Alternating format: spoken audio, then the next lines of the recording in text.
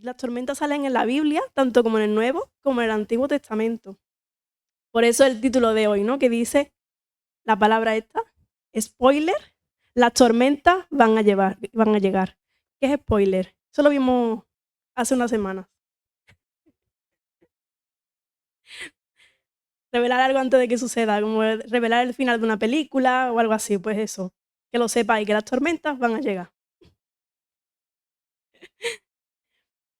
Me di cuenta que la tormenta natural en diferentes relatos aparece, pero cada una de ellas con diferentes consecuencias. ¿Y cómo puede representar esa tormenta en nuestras vidas, según la situación que estemos viviendo, verdad? Ahora vamos a ver varios pasajes largos de la Biblia, así que si te vais sacando vuestras Biblias o lo proyectaremos. La primera tormenta que vamos a ver es en el relato de Noé. ¿Cuánto duró el diluvio? 40 días y 40 noches. Y fue mandada por Dios porque había tanta maldad en la tierra que el Señor ya no lo soportaba. En este caso, Dios vio que Noé era una persona justa, era una persona recta, y Dios decidió salvarlo con su familia. Dijo, mira, voy a tener misericordia con esta familia. Vamos a leer el primer texto que se encuentra en Génesis 6, versículo 5, y luego el versículo 8 al 9. Dice así Génesis 6, 5. El Señor vio la magnitud de la maldad humana en la tierra y que todo lo que la gente pensaba o imaginaba era siempre y totalmente malo. Entonces el Señor lamentó haber creado al ser humano y haberlo puesto sobre la tierra. Se le partió el corazón. Pero Noé encontró el favor delante del Señor. Versículo 9. Este es el relato de Noé y su familia. Noé era un hombre justo, la única persona intachable que vivía en la tierra en este tiempo y anduvo en íntima comunión con Dios. Esto fue clave para que Noé, por causa de la obediencia de Noé, también se salvara toda su familia. Después Dios le dijo a Noé cómo tenía que hacer el arca, ¿verdad? Vemos en todos los pasajes todas las directrices, los metros, cómo tenía que meter a los animales y cuántos animales tenía que meter dentro, los del sacrificio, los que podía comer y lo que no, o sea, todo detallado para que pudiera sobrevivir. Ahora vamos a leer el capítulo 7, versículo 23-24. Dice el 23, Dios borró de la tierra a todo ser vivo, las personas, los animales pequeños que corren por el suelo, las aves del cielo, todos fueron destruidos. Las únicas personas que sobrevivieron fueron Noé y los que estaban en el barco. Y las aguas del diluvio cubrieron la tierra durante 150 días. ¡Hala! Ya no son 40 días solo. 150. Vamos a seguir leyendo. Capítulo 8, versículos 13 y 14. Ahora Noé tenía 601 años de edad, madre mía, y con 80 años estamos fritos. El primer día del nuevo año, 10 meses y medio después del comienzo del diluvio, las aguas del diluvio se habían secado de la tierra casi por completo. Noé levantó la cubierta del barco y vio que la superficie de la tierra se estaba secando. Pasaron otros 2 meses más y por fin la tierra se secó. ¿Había hecho el cálculo cuántos meses, cuántos días y cuántos?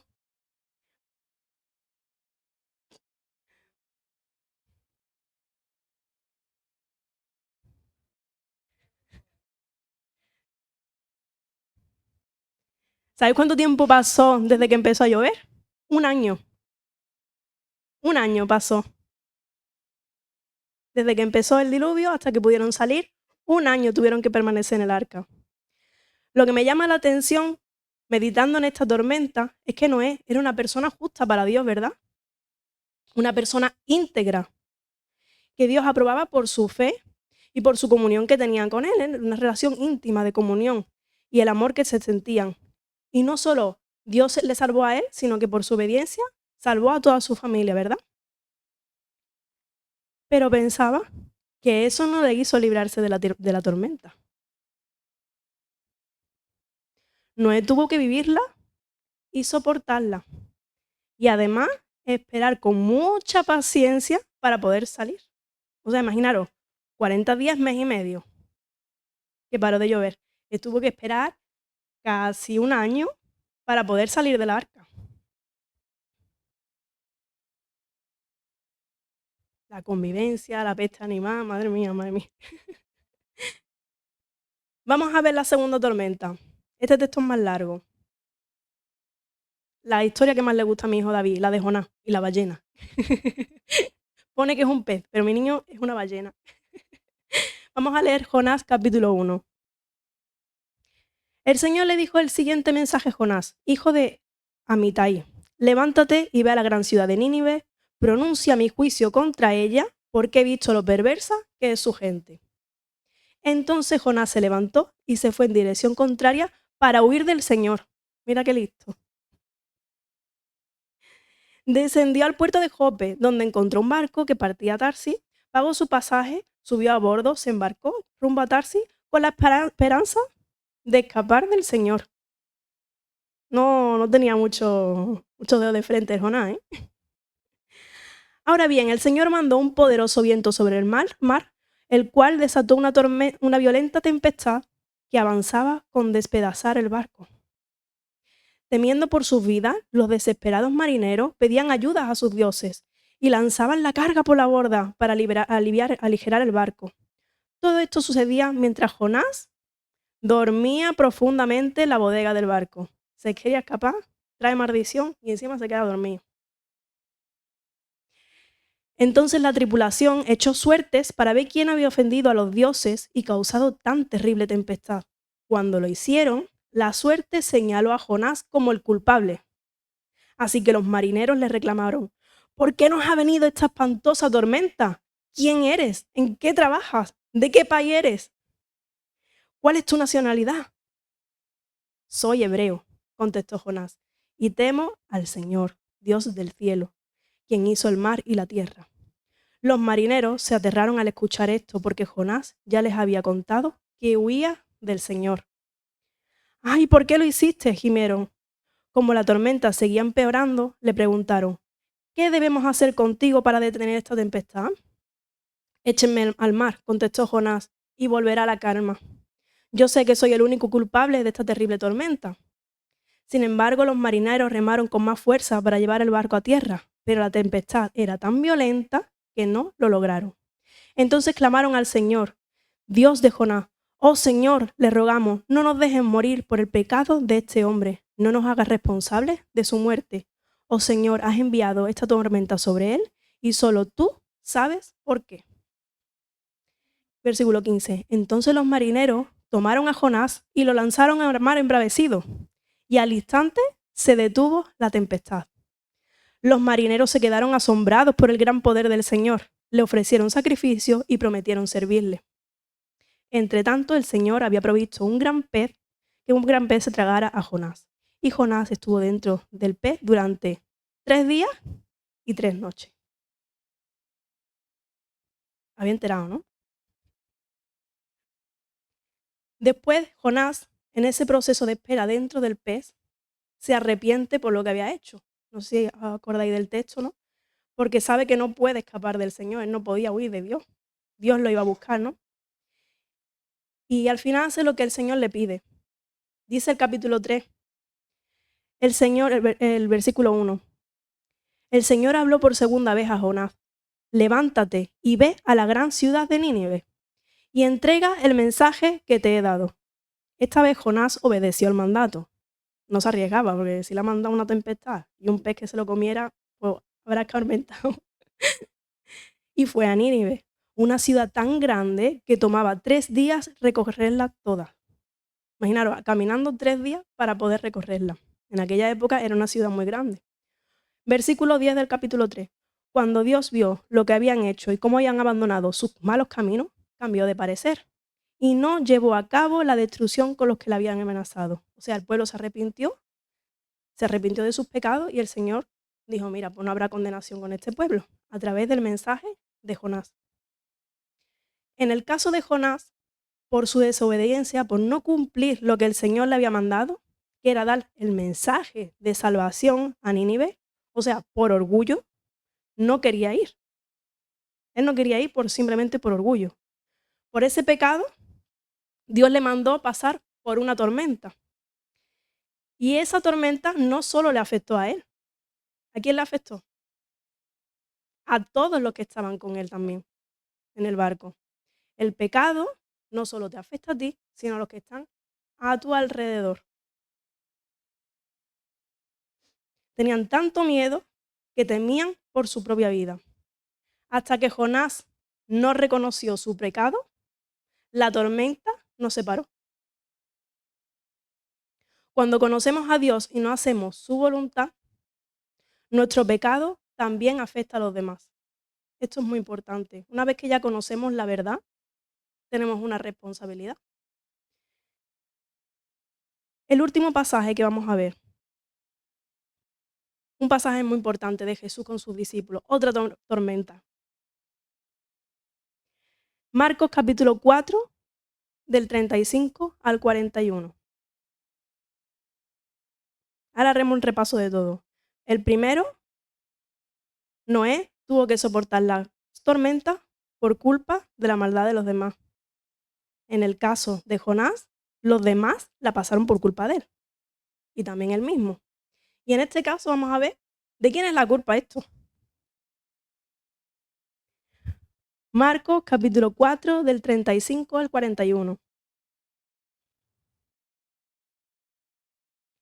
Al atardecer, Jesús dijo a sus discípulos, crucemos al otro lado del lago. Así que dejaron a las multitudes y salieron con Jesús en la barca, aunque otras barcas lo siguieron. Pronto se desató una tormenta feroz y las olas violentas entraban en la barca, la cual empezó a llenarse de agua. Jesús estaba dormido en la parte posterior de la barca, con la cabeza recostada en su almohada. Los discípulos le despertaron. Maestro, ¿no te importa que nos ahoguemos? Gritaron. Cuando Jesús se despertó, reprendió al viento y dijo a las olas, silencio, cálmense. De repente, el viento se detuvo y hubo una gran calma. Luego él les preguntó, ¿por qué tienen miedo? ¿Todavía no tienen fe? Los discípulos estaban completamente aterrados. ¿Quién es este hombre? Se preguntaron los unos a los otros. Hasta el viento y las olas le obedecen. ¿De quién era la culpa ahora la tormenta? La falta de fe viene después. Llegó, llegó.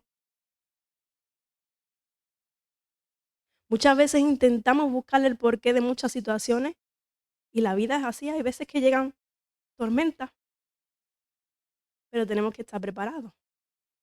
Muchas tormentas, si no las buscamos nosotros, muchas tormentas sí pueden ser culpa de otros, pero hay otras tormentas que, ¡pum!, como se dice, nos explotan en la cara. Aquí ni los discípulos estaban en pecado cuando comenzó la tormenta y por supuesto Jesús tampoco. Pero la desesperación que les vino en medio de la tormenta les hizo dudar de quién era Jesús. Aquí sí ya estaban pecando. Empezaron a quejarse a él, ¿no? Sin entender que él tenía el control de la tormenta y el control de sus vidas a pesar de la tormenta. Si conocieran de verdad a Jesús, se hubieran quedado tranquilos, si estaba dormido.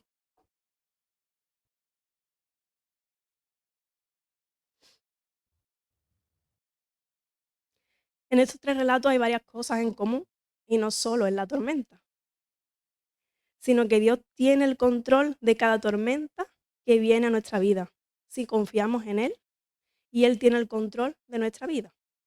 Lo vuelvo a repetir.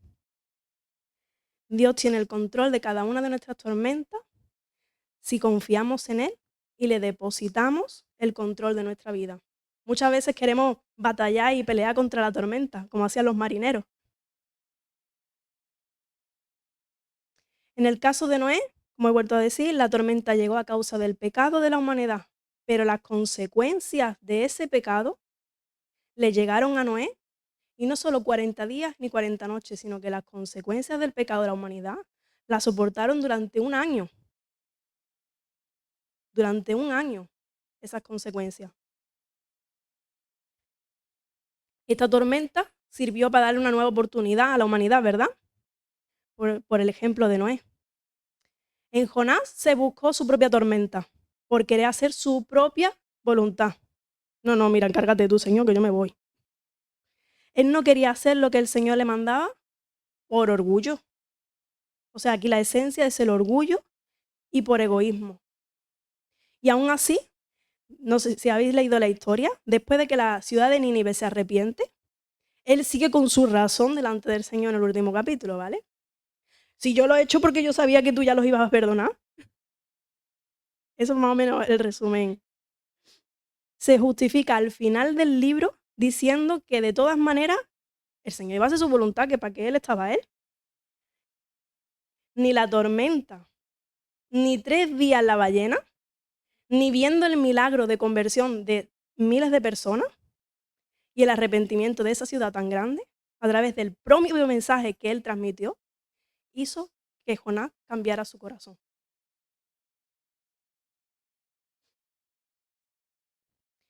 Pero la tormenta sí sirvió para que Dios cumpliese lo que él le había pedido a Jonás.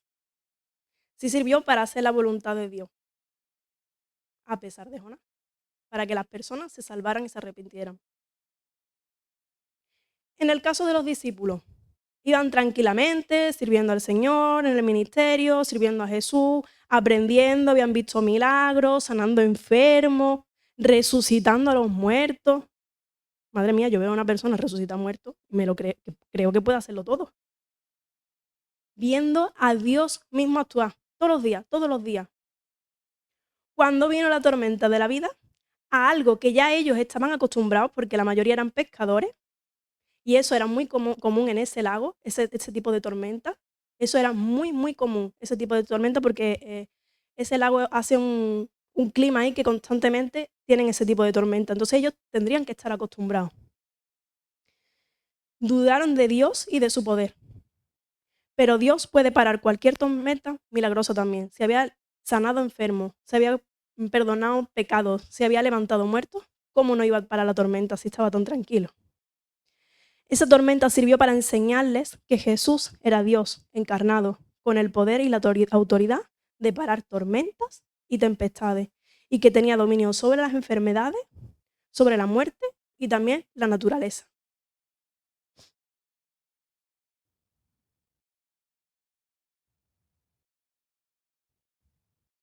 Una de las cosas fundamentales que quiero dejaros hoy es lo que dice el título. Spoiler, las tormentas nos van a llegar, ya sea porque nos las pasan, nos las buscamos, porque la vida es así. Hay situaciones que son inesperadas y que no podemos controlar. Las tormentas van a llegar, o a lo mejor ya estás en medio de una de ellas, o acabas de pasar por una y todavía estás sufriendo las consecuencias, como le pasó a Noé, perdón. Los días de incertidumbre, de insomnio, de miedo, pero vamos a agachar nuestras cabezas, vamos a estar orando.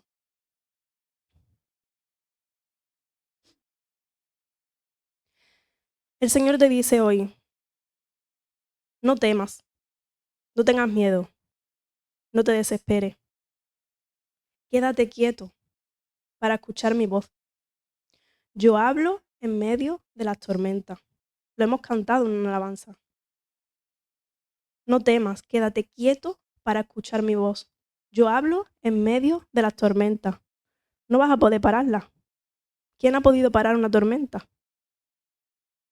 ¿No te he dicho que te rindas y eches toda tu ansiedad sobre mí y yo proveeré para todas tus necesidades? Escucha mi suave y tranquila voz. Yo hablaré con ustedes en medio de las tormentas, en medio de las pruebas y en medio de las dificultades, dice el Señor. Yo soy el Dios que está por encima de cualquier tormenta que estás atravesando. Estas tormentas, como en todos los pasajes, pasarán. Todo pasa. Y dice el Señor, yo fortaleceré si permanecéis firmes e inamovibles. Confía en mí para guiarte a través de ellas. No tengáis miedo. Yo estoy con vosotros. Yo lo sustentaré con la diestra de mi mano, con la diestra de mi justicia, dice el Señor.